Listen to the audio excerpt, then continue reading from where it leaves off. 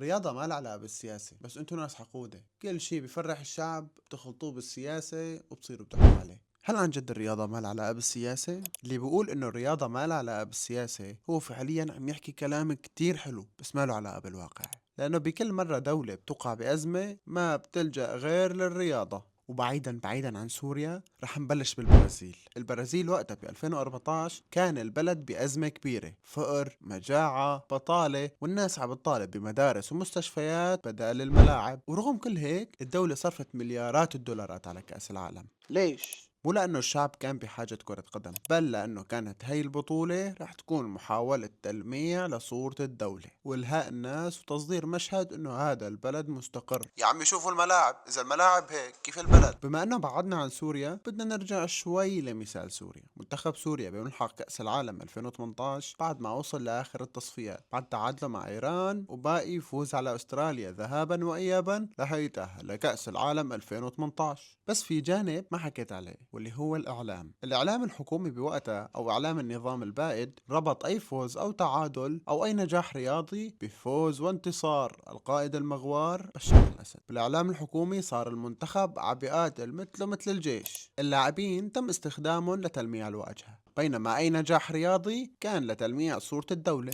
هون ما عاد فينا نحكي بس عن رياضة، عن سياسة بشكل صريح. وطبعا ما تنسوا مقابلات اللاعبين اللي على التلفزيون الوطني، وبغض النظر مجبورين او لا كانوا عم يشكروا الجيش العربي السوري حينها. طيب يا اخي بلالكم سوريا، رح نرجع لألمانيا 1936 بس مو هلا، بالفيديو الجاي.